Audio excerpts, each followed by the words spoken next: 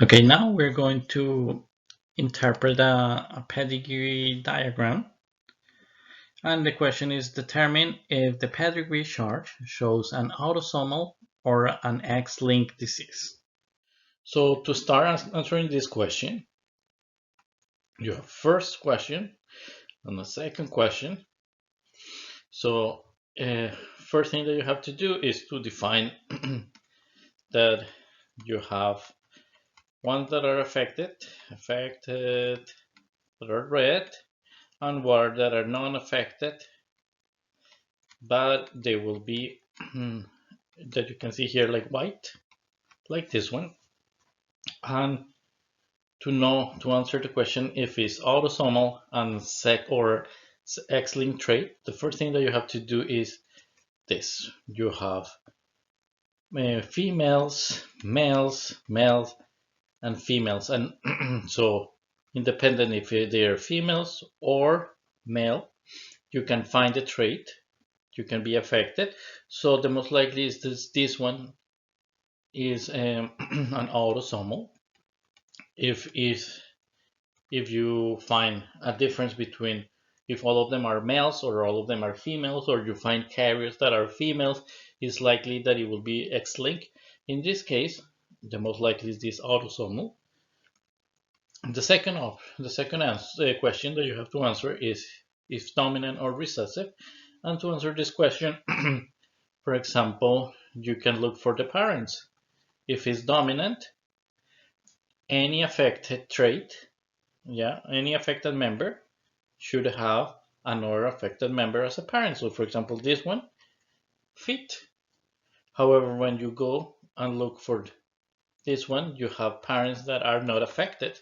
So this is more likely to be a recessive. And here you do the same thing. Here and here, you find that they are not affected. So the most likely that this is recessive. And the next step is to test your hypothesis. And how you do that? Easy. You just have to start adding the genotypes into the pedigree. So let's start doing that. So let me just put it in yellow so it's much clearer. So we know that the affected ones, if we think that they are recessive, the affected ones will be these ones, because we said that they are autosomal and recessive. And the unaffected ones will be or homozygous dominant or this one. And we know that, so we have a doubt about these two, but we can start. The first piece is putting this one here, putting this one here, putting this one here. And now we have to fill these ones, to fill the other ones. How you do it? You start making Punnett squares to see if it's possible or not. So which Punnett squares you have to do? I recommend you to make a Punnett square of, let me put it in yellow. I recommend you to make a Punnett square of what happens if you cross all the dominants, with all the recessives. So here you can test it, but here you are going to get all of them will be unaffected. This will be the result. That it will be very important for you to fill this. The other cross that you need to know, that you need to do, the other Punnett square, is what happens when you cross a homozygous dominant with a recessive, with a heterozygous, and here you will also get unaffected ones. All of them will be unaffected ones. And the only case where you can get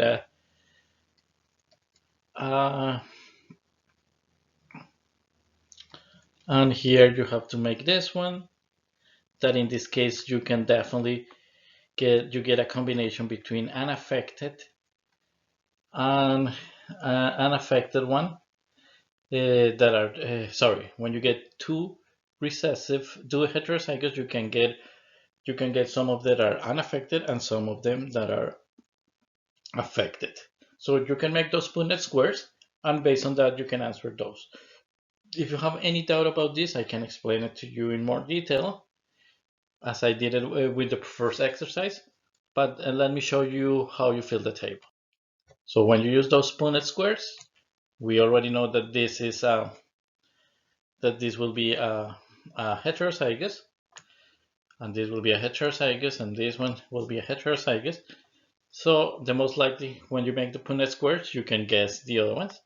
And in this case, the most likely is that these two are heterozygous.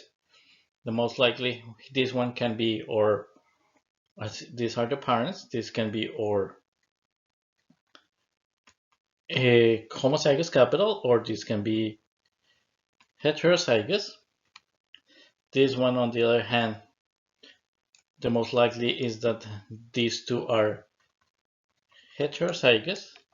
And this one again, it could be the two options, or it could be this one, or it could be the heterozygous one. Here, the best option is that this is a heterozygous. Why? Because to fit with this.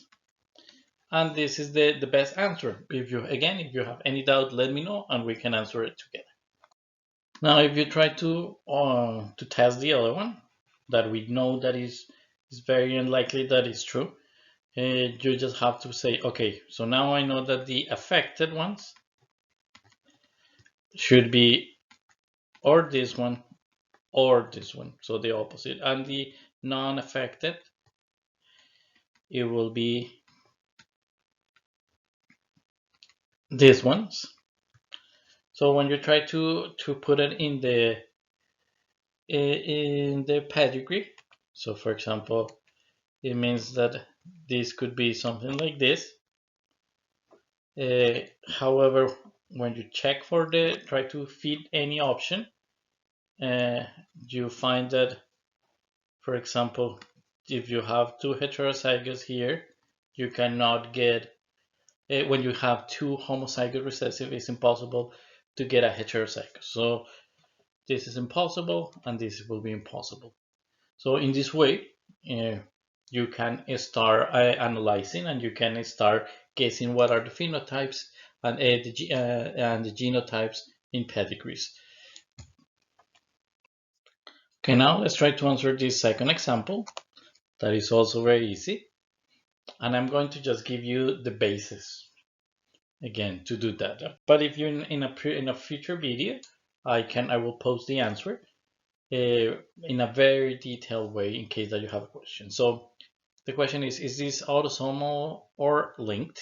First question, or is this dominant or recessive? So how you do it?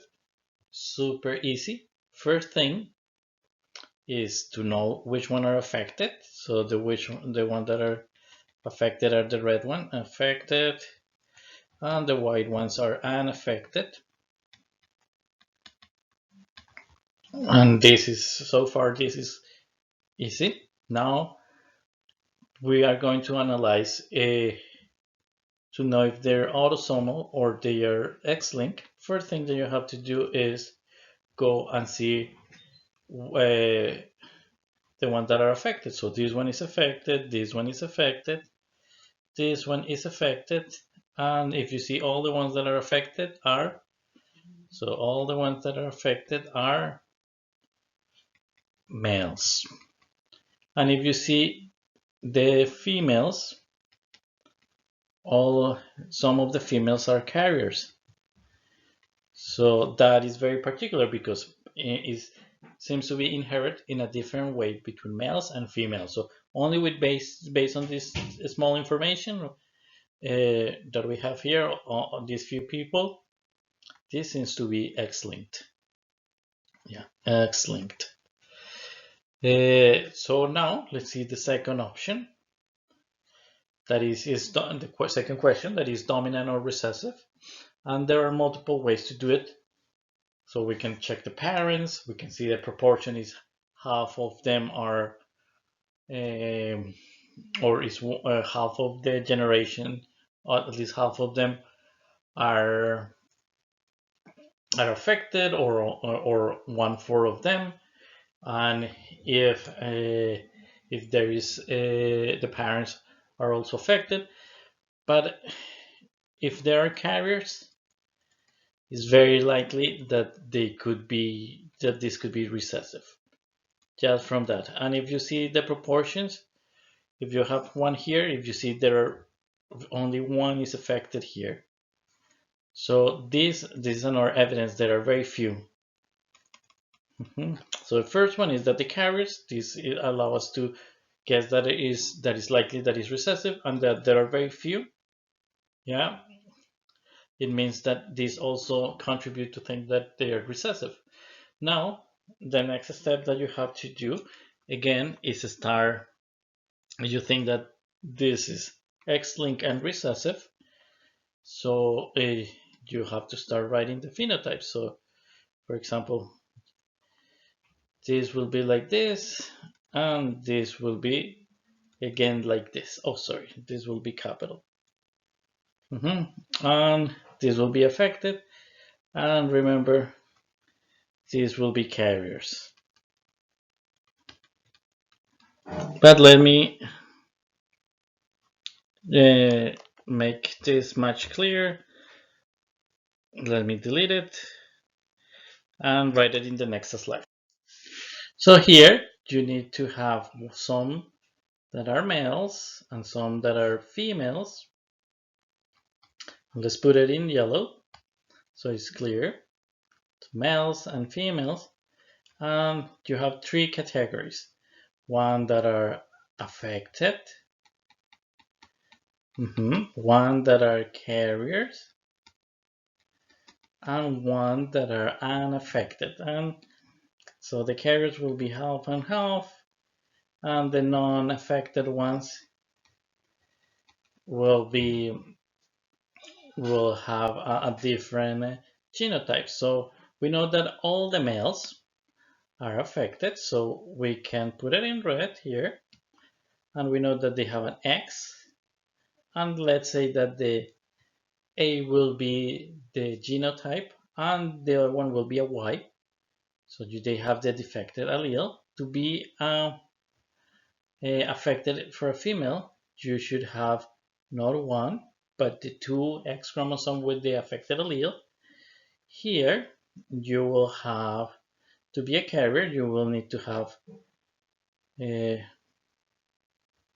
one chromosome that is X that is affected, but the other one that is normal. And let's put here just a plus to that is wild type, that is normal.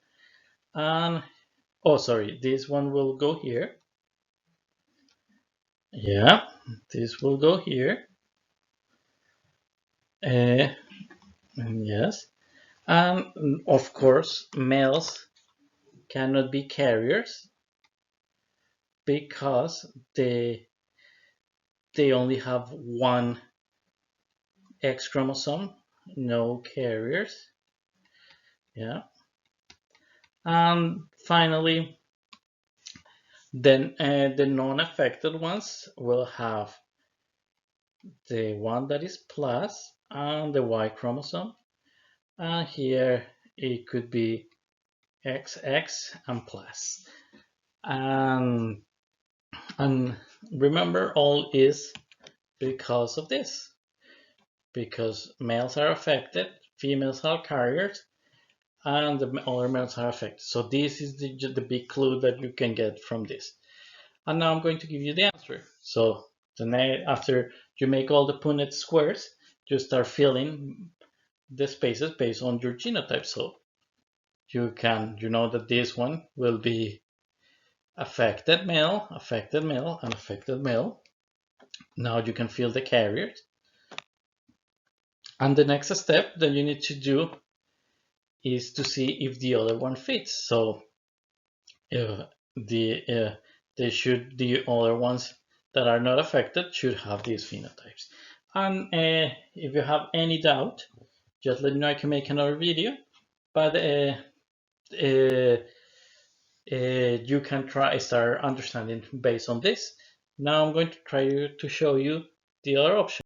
And you can test many, try to fill in different ways this pedigree, and you will see that the answer is wrong. So for example, if you try to test for an X-linked recessive trait, you can start putting, say like, the affected ones are the ones that are here in the